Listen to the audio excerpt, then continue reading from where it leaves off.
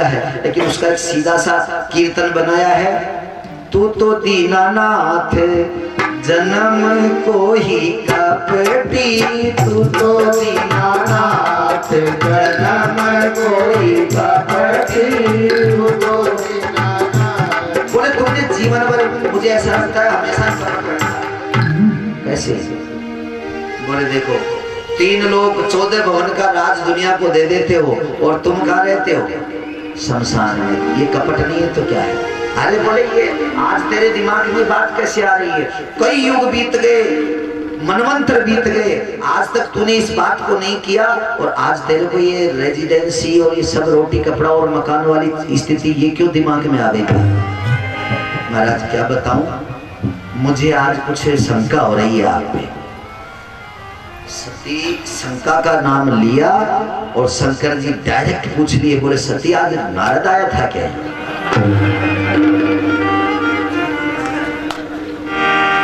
सती ने कहा बोले प्रभु मैं क्या बताऊं, यहाँ आने जाने वाले के भी आज इतनी बड़ी इंक्वायरियां आप करने लग गए, इतनी पूछताछ करने लग गए। अरे यहाँ तो खुला दरबार है, कई संत महात्मा आपके दर्शन के बहाने आ जाते हैं, अब आप नहीं मिलते हैं तो क्या है, यहाँ आकर के चले जाते। हाँ आए थे नारद जी, वो आ तो फिर अब तेरे से कुछ पूछना ही नहीं है मेरे को। अब वो तेरे को वो सब चीजें बता करके गए होंगे जो तू उत्तर ही नहीं देगी, केवल लड़ाई के लिए रहेगी, ऐसे करके मुड़ के चले गए। एताव दुखता विराम शंकर पत्नीनाशो भयमपि चिंतया, शिव पुराण में लिखा है। बोले एताव दुखता, इतना कह करके भोले बाबा मुंह फिरा करके चले गए।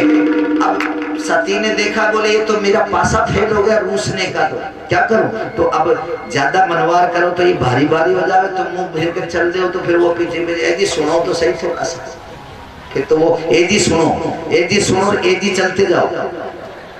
बोले बाबा उस वट वृक्ष के नीचे बाहर आ गए और वहां आकर के बैठ गए। सती पीछे पीछे आ गई, उन्होंने पास में आकर के अपने घुटने के पास बैठ गई और घुटने के ऐसे हाथ लगा करके कहने लगी देखो बुरा मत मानो, मेरे गुरुजी हैं नारद जी तो, लेकिन मुझे पता चला। बोले बता क्या बात है? बोले थोड़ा सा संकोच आता है। रुद्ध विस्मृति, रुद्ध कहते कहते रुक जाती है, विस्मय भी होता है, कहूं कि नहीं कहूं। फिर उसने हिम्मत करके कह दी, बोले ये बताओ तुम्हारे गले में किसकी खोपड़ियां हैं?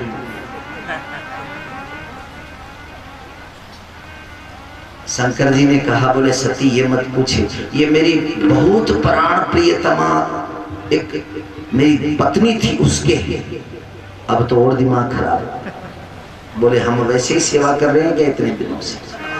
हम प्रियतमा नहीं हुए और वो मरने के बाद भी उस चुड़ैल की तुमने खोपड़ियां लटका रखी। शंकर जी ने उसके मुंह पे हाथ रख दिया, बोले चुड़ैल मत बोलो, वो देवी है, शक्ति है, आद्य शक्ति, उसके बराबरी कोई नहीं कर सकता। और अग्नि लग गई उसकी।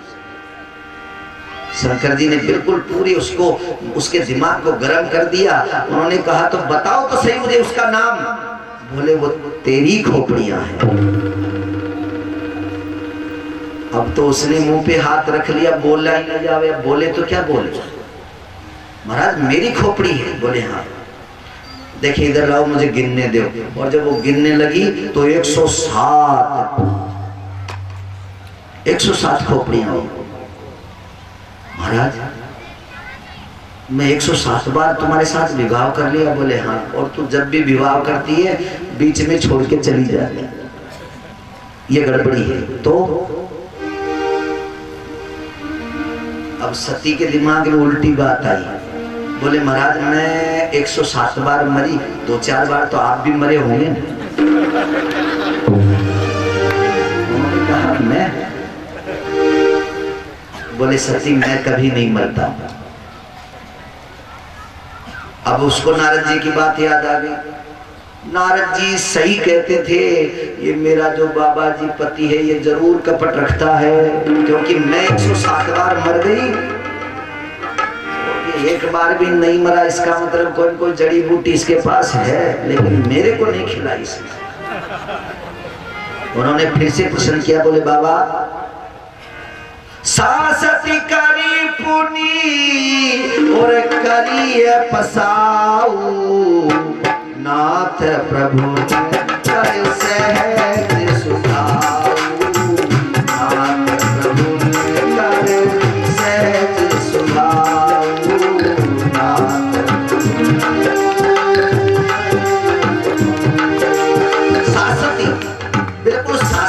कार्रवाई जैसे कोई करता है ऐसे कार्रवाई कर रही है सती। और फिर कह रही, बोले अच्छा तो महाराज आप नहीं मरे, अब थोड़ी सी विनती है, मुझे ये कारण बताओ ना कि तुम्हारे पास ऐसी कौन सी जड़ी है जिसके कारण तुम नहीं मरते और मुझे मरना पड़ता है। ये कपट नहीं है ना आपका मेरे साथ? बोले नहीं, मैंने बहुत बार तुमको देने की कोशिश की, वो जड़ी पर तुल्ली नहीं। बोले लाओ आज खोद के लाते हैं, अपन दोनों चलते हैं, कहाँ है वो जड़ी बताओ। बोले वो कोई जमीन पे थोड़ी मिलती। तो उन्होंने कहा, बोले वो जड़ी ऐसी है, वो रसायन है, उस रसायन को कोई चाट ले तो उसमें जाकर के जरा अजर अमर हो जाता है, फिर वो मरता नहीं है। बोले वो कौन सी जड़ी है? राम रसायन हमरे पासा, तुमरे पासा नहीं, हमरे पासा। राम रसायन हमरे पासा, और सदा रहूं रघुपति के दासा, सदा रहूं रघुपति के दासा, सदा रहूं रघुपति के दासा। मेरे पास राम रसायन है, उस राम रसायन को मैंने चाटा है। जैसे आजकल सर्दी आ गई ना, अब लोग क्या चाटेंगे? चमनप्राश चाटेंगे, लाखों करोड़ों कुंटल चमनप्राश खप जाए। पर हम लोग जो के त्यों, न तो कोई बुढ़ापे में फर्क आवे, न कोई घुटना दुखते हैं उसमें भी फर्क नहीं आवे, पर सब खा जाए। तो बोले मैंने रसायन चाटा है, ब्रह्म रसायन चाटा है, राम रसायन चाटा है, तो उस रसायन से मुझे ये सब मिला है, मेरी मृत्यु नहीं होती है। तो बोले ये दूसरा कपट। दूसरा क्या तीसरा कपट हो गया? पहले तो बोले मुंडियां मेरी, माला आज तक नहीं बताई, फिर तुम जीवित रहे, ये दूसरा कपट। तीसरा कपट, खुद ही दवाई ले लिए, मेरे को नहीं दी। तो विवाद यहां से शुरू हुआ। विवाद की जड़ ये है। तो मैंने क्या कहा था कि नारद जी महाराज जहां विवाद नहीं हो वहां विवाद खड़ा करा दे, और जहां शांति करनी हो तो वो शांति भी करा देते। तो ऐसे नारद जी महाराज जयंत से मिले।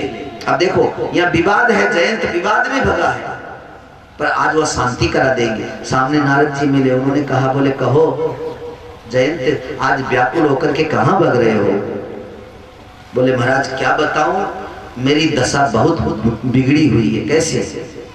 बोले मैंने गलती कर दी, अपराध कर दिया परमात्मा का। तो बोले तुम घूमते काय को हो? जिसका अपराध किया है, देखो सत्संग चाहे एक निमिष, एक क्षण मात्र का सत्संग अगर ज्ञान दे तो सत्संग पूर्ण हो जाता है।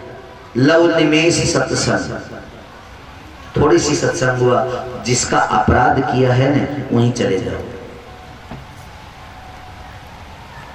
भगवान को नारद जी से पूछा, बोले बाबा ये बताओ, मैंने तो सीता जी के वहां चोंच मारी है और राम जी मेरे ऊपर गुस्सा हो गए। अरे बोले पागल, तू राम जी के पैर में चोंच मारता तो तेरी ये दशा नहीं होती, क्योंकि परमात्मा का एक स्वभाव है और ऐसा स्वभाव संसार में किसी का भी नहीं है। बोले क्या स्वभाव है? जो अपराध निज अपराध और रिसाई न काऊ। अगर खुद का अपराध, परमात्मा का स्वयं का अपराध अगर अपन कर दें तो परमात्मा गुस्सा नहीं होते। निज अपराध रिसाई न काऊ, अपने अपराध के ऊपर गुस्सा नहीं करते। लेकिन जो अपराध भगत को करही, राम रोष पावक सो जरही। राम रोष पावक सो जरही, राम रोष पावक सो जरही। अगर भक्त का अपराध कर दे तो भक्त के अपराध को परमात्मा सहन नहीं करते।